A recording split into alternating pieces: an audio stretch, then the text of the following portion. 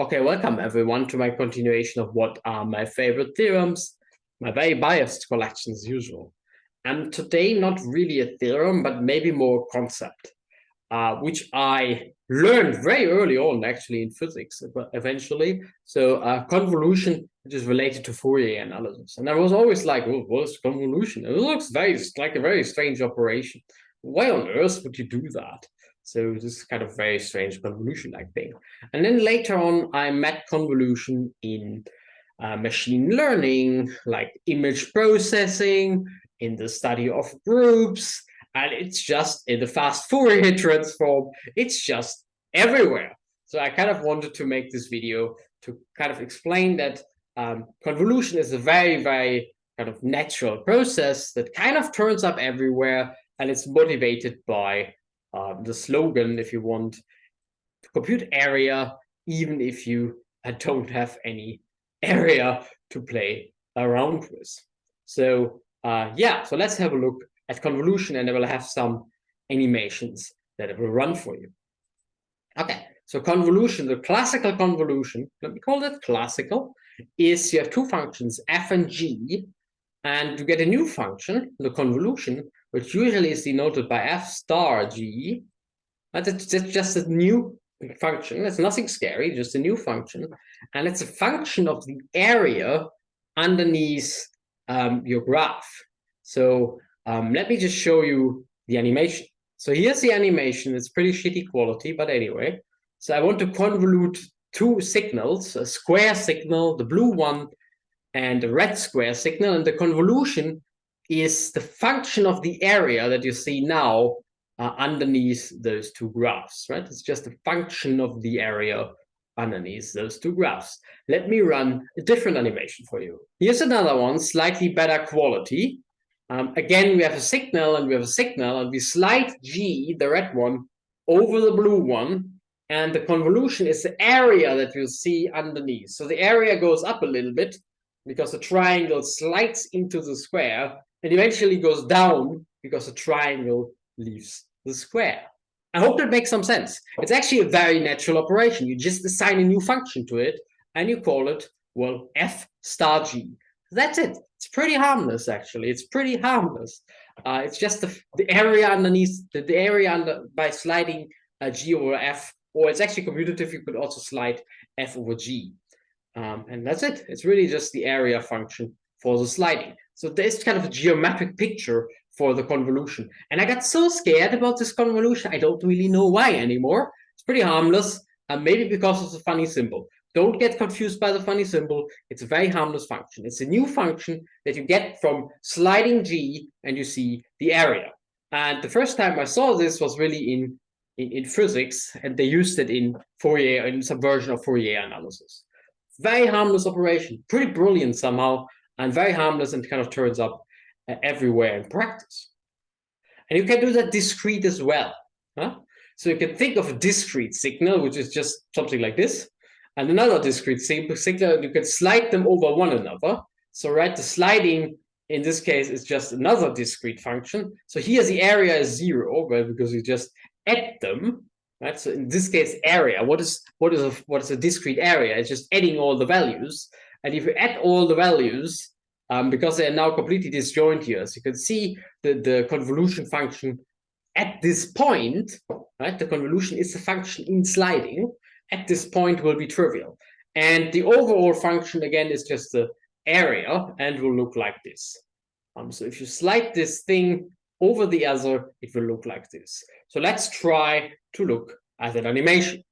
So here's the animation. It is a bit slowish. I'm not quite sure what's happening right now with my Mathematica, but it's linked in the description in case you want to run it yourself.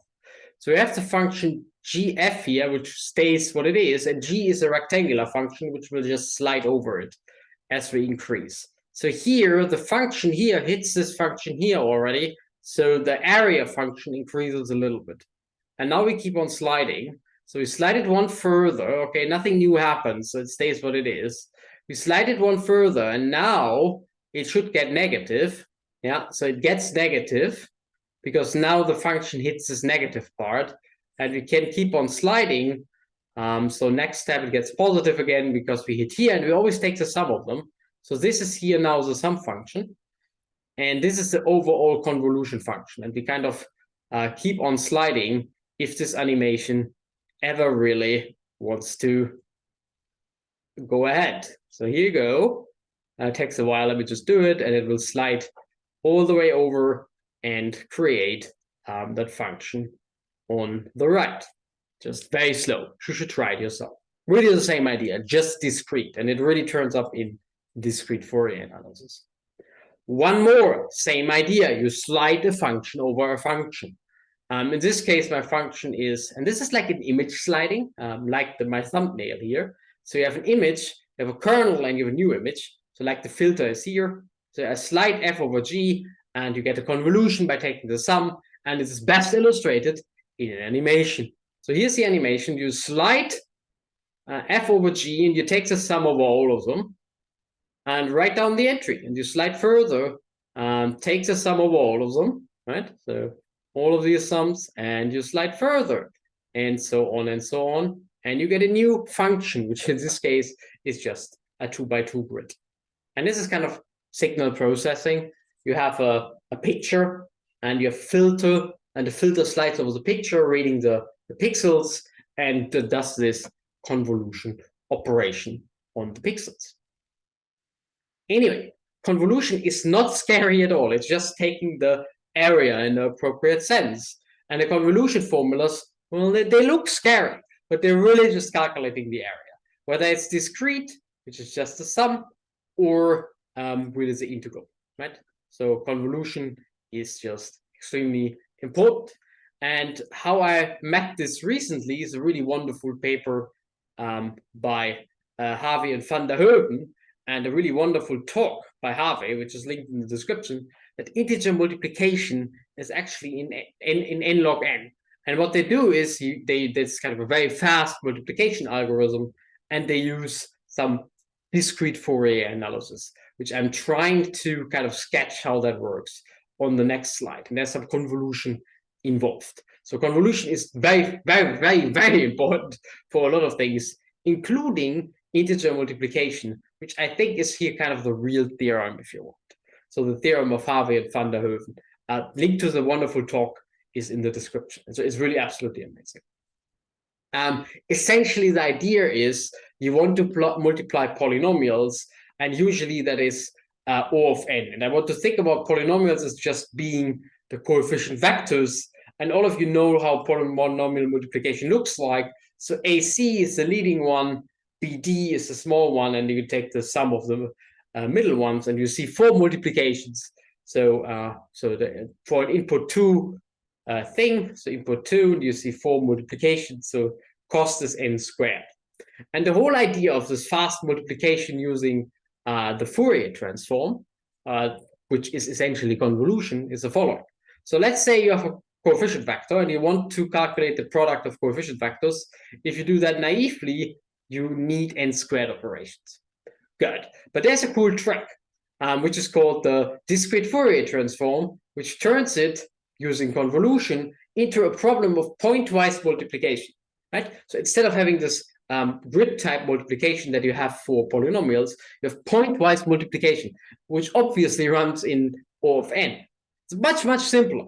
And then you can go back using the inverse of that process. And the only thing you need to make sure that this is good is that this error and its inverse, they run in a reasonably fast time. And this is where the fast Fourier transform kicks in, which tells you that this runs in n log n. So you just take everything together and you get n log n. Anyway, my point is here that you can, via convolution, turn polynomial multiplication, which is reasonably complicated, into pointwise multiplication, which is just so much faster and so much easier. Anyway, I hope you enjoyed this video, and I also hope to see you next time.